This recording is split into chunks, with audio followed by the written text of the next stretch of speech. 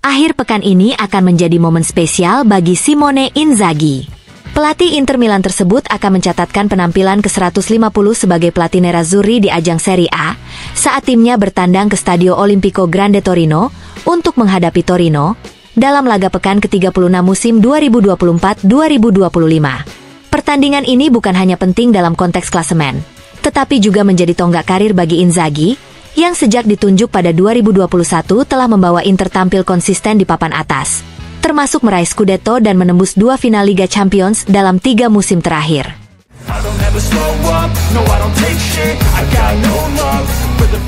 Laga antara Torino dan Inter Milan pada Minggu malam akan menjadi pertemuan ke-162 kedua tim di ajang Serie A. Sejarah berpihak pada nerazzurri yang telah mengoleksi 75 kemenangan dibandingkan 36 milik Torino, sementara 50 laga lainnya berakhir imbang. Menariknya, hanya melawan Juventus, 78 kekalahan, Torino mencatat jumlah kekalahan lebih banyak dibanding saat menghadapi Inter. Statistik terbaru pun menunjukkan dominasi berkelanjutan Inter atas Torino. Pasukan Simone Inzaghi datang ke laga ini dengan catatan 5 kemenangan beruntun atas Torino di Serie A, termasuk 4 kali clean sheet. Satu-satunya rekor yang lebih baik terjadi pada periode 2002 hingga 2008, saat Inter membukukan 7 kemenangan beruntun atas Torino.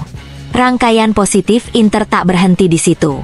Mereka tidak pernah kalah dalam 11 pertemuan terakhir kontra Torino sejak musim 2019-2020, dan di laga tandang pun nerazzurri unggul dengan 4 kemenangan dalam 5 kunjungan terakhir ke markas Torino. Dengan sejarah dan tren di pihak mereka, Inter berambisi menambah 1 kemenangan lagi dalam rivalitas panjang ini.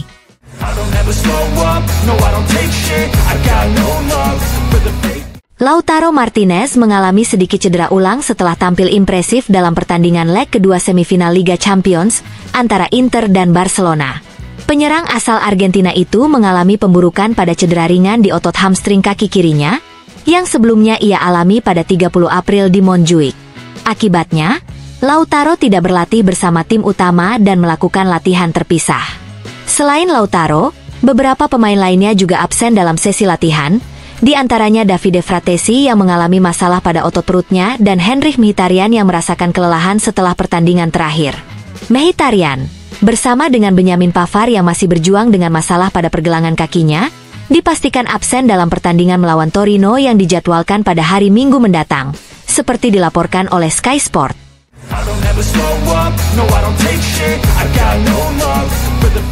Francesco Acerbi mencatatkan namanya dalam sejarah Inter dan Liga Champions berkat gol dramatisnya ke gawang Barcelona pada menit ke-93 dalam semifinal leg kedua di San Siro.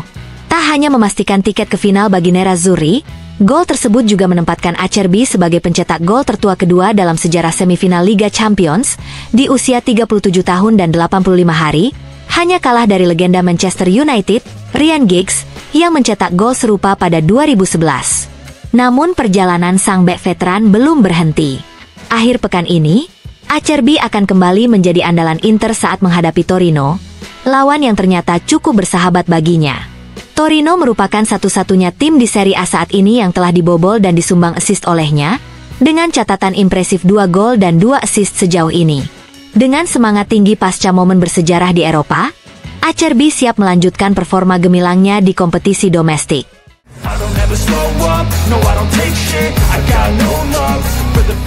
Inter Milan mulai tancap gas di bursa transfer musim panas ini dengan target utama, memperkuat skuad jelang keikutsertaan mereka di Piala Dunia antar klub. Seperti dilaporkan oleh Corriere dello Sport, manajemen nerazzurri telah merancang 3 langkah penting untuk memperkuat tim di berbagai lini. Setelah sebelumnya merampungkan perekrutan Petar Sucic, Inter kini fokus pada pemain sayap Olympique Marseille, Luis Enrique. Pemain asal Brasil itu diproyeksikan untuk menambah kedalaman di sisi kanan permainan. Kabarnya, kesepakatan pribadi dengan Enrique sudah tercapai dalam bentuk kontrak 5 tahun, dan saat ini proses negosiasi difokuskan pada penyelesaian komisi agen. Inter telah mengajukan tawaran sebesar 25 juta euro kepada Marseille, dengan selisih harga yang masih tersisa sekitar 5 juta euro. Di sektor pertahanan, Inter juga mencari tambahan kekuatan. Beberapa nama yang masuk radar klub antara lain Conny De Winter, Oumar Solet, Sam Beukema, dan John Lucumi. Pilihan ini dipertimbangkan untuk meningkatkan kedalaman skuad, khususnya menghadapi padatnya jadwal kompetisi musim depan. Tak hanya soal pembelian, Simone Inzaghi juga akan mendapatkan tambahan dari dalam tim. Valentin Carboni dijadwalkan kembali bergabung setelah pulih dari cedera lutut parah. Piala Dunia antar klub ini menjadi kesempatan ideal untuk mengevaluasi potensinya sebelum diputuskan masa depannya. Selain itu, nama Pio Esposito juga masuk pertimbangan setelah masa peminjamannya di Spezia berakhir. Meskipun keterlibatannya masih tergantung pada jadwal Euro U21 yang berlangsung pada 11-29 Juni. Dengan manuver ini, Inter menunjukkan keseriusannya dalam membentuk skuad tangguh yang mampu bersaing di level tertinggi dunia.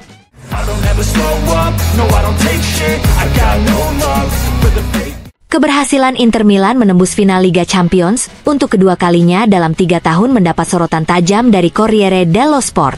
Di bawah arahan Simone Inzaghi, tim Nerazzurri membuktikan bahwa kejayaan di level tertinggi Eropa bisa diraih bukan dengan kemewahan, tetapi lewat perencanaan jangka panjang, kecermatan di bursa transfer, dan kerja kolektif yang luar biasa.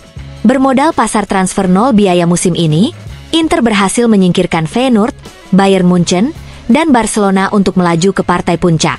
Dengan nilai total skuad sebesar 291,3 juta euro, Inter tercatat sebagai finalis ketiga termurah dalam 1 dekade terakhir.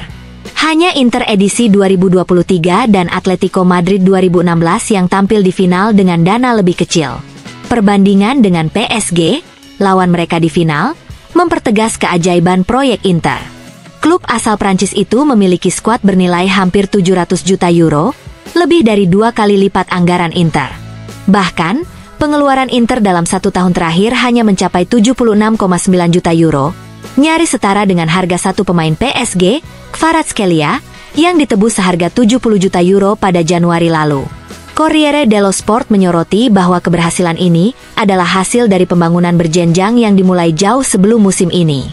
Transfer yang cerdas, seperti kedatangan Fratesi, yang menjadi senjata rahasia di Liga Champions, menjadi bukti nyata bahwa efisiensi bisa mengalahkan kemewahan. Sebagai pengingat, Inter adalah tim Italia terakhir yang menjuarai Liga Champions pada 2010. Sementara Juventus gagal meski membelanjakan 202 juta euro untuk musim 2016-2017. Bahkan klub dengan anggaran terbesar seperti PSG dan Manchester City pernah gagal di final, menunjukkan bahwa uang bukan satu-satunya jaminan kesuksesan. Inter 2025 bukan hanya tim pemenang, tetapi simbol perencanaan jangka panjang dan efisiensi modern di dunia sepak bola.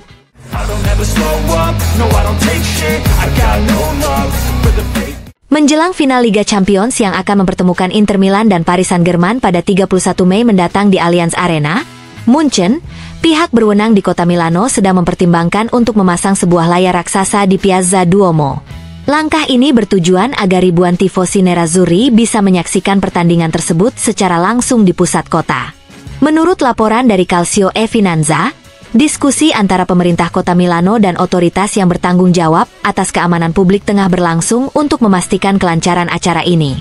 Jika disetujui, layar raksasa tersebut akan menjadi tempat bagi para pendukung Inter yang tidak dapat hadir langsung di stadion.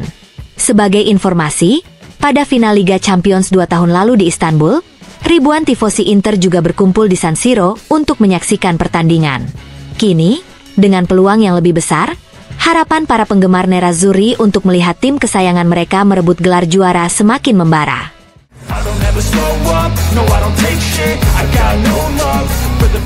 Menjelang final Liga Champions yang akan digelar pada 31 Mei di Munchen, superkomputer dari Opta memberikan prediksi mengenai siapa yang akan keluar sebagai pemenang antara Paris Saint-Germain dan Inter Milan.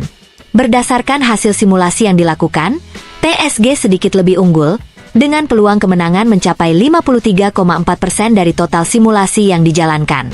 Tim besutan Luis Enrique ini tengah mengejar trofi pertama Liga Champions mereka dan berambisi menjadi klub Prancis pertama yang meraih gelar sejak Olympique Marseille pada 1992-1993, yang mengalahkan Milan di final di kota yang sama. Namun, Inter Milan tidak dianggap sebagai underdog dalam pertandingan ini.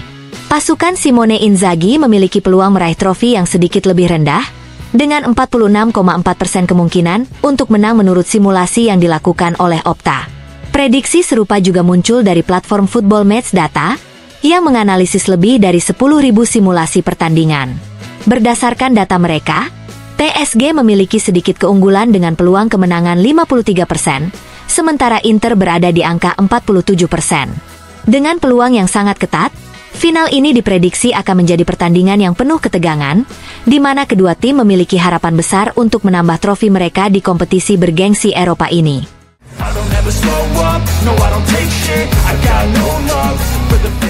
Final Liga Champions yang mempertemukan Inter Milan dan Paris Saint-Germain di Munich mendapat sorotan tajam dari Fabio Capello. Melalui kolomnya di La Gazzetta dello Sport, mantan pelatih kawakan itu membedah kekuatan kedua tim dengan membandingkan para pemain kunci di setiap lini, menyajikan duel dalam duel yang akan menentukan siapa yang akan mengangkat trofi. Capello menyoroti pertarungan di bawah mistar antara Yann Sommer dan Gianluigi Donnarumma. Menurutnya, Donnarumma unggul dalam hal reaksi dan refleks di bawah mistar, meski masih memiliki kekurangan dalam penguasaan area di depan gawang. Di sisi lain, Sommer dianggap unggul dalam permainan dengan kaki serta menunjukkan refleks luar biasa saat menghadapi Barcelona di semifinal. Di sisi kanan, Denzel Dumfries disebut sebagai kekuatan fisik Inter, sementara Achraf Hakimi dari PSG adalah simbol teknik tinggi. Di jantung pertahanan, Francesco Acerbi dan Marquinhos dinilai sebagai pemimpin sejati dengan kecerdasan dan pengalaman yang menjadi kunci bagi lini belakang masing-masing tim. Benjamin Pavard juga dianggap sebagai senjata tambahan Inter, berkat pengalamannya menjuarai Piala Dunia dan Liga Champions. Pertarungan di lini tengah diprediksi akan berlangsung sengit, dengan Calhanoglu dan Vitinha sebagai pengatur ritme permainan. Barella disebut sebagai pejuang tanpa lelah, sementara Neves dari PSG diprediksi bisa mencapai level yang sama. Mkhitaryan dan Fabian Ruiz juga mendapat pujian sebagai gelandang komplet yang mampu bersinar di laga besar. Capello juga menyoroti perbedaan gaya antara Marcus Thuram dan Desire Doué. Thuram disebut sebagai petarung yang menguras tenaga bek lawan lewat gerakan tanpa henti, sedangkan Doué dinilai lincah dan sulit dikawal. Lautaro Martinez dianggap sebagai jiwa serangan Inter, pemain area kotak penalti sejati, kontras dengan Ousmane Dembélé yang mengandalkan kreativitas dan flair. Di sisi kiri, Federico Di Marco dipuji atas akurasi umpannya yang tajam seperti pisau tajam, sementara Kvaratskhelia dari PSG dinilai memiliki kombinasi fantasi, kekuatan, dan insting mencetak gol. Laga ini disebut Capello sebagai pertemuan dua tim dengan filosofi berbeda namun kualitas yang merata. Baik Inter maupun PSG punya pemain yang bisa menentukan hasil pertandingan dalam sekejap. Dengan begitu banyak duel menarik, final ini dipastikan akan menjadi panggung bagi para bintang untuk bersinar.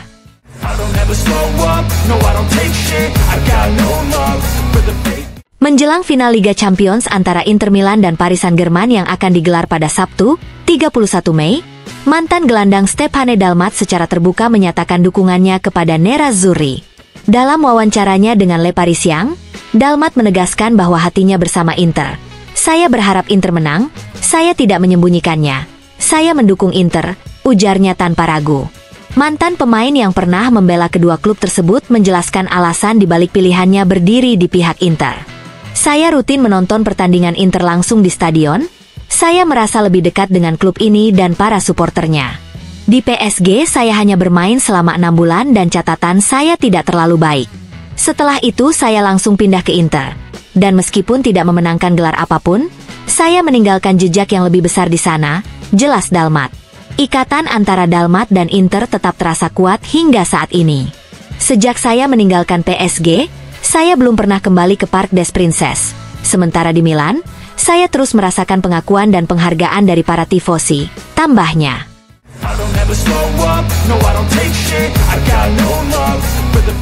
Pelatih Como, Fabregas, menegaskan bahwa klubnya tidak pernah membuka pembicaraan untuk mendatangkan mantan striker Inter, Mauro Icardi.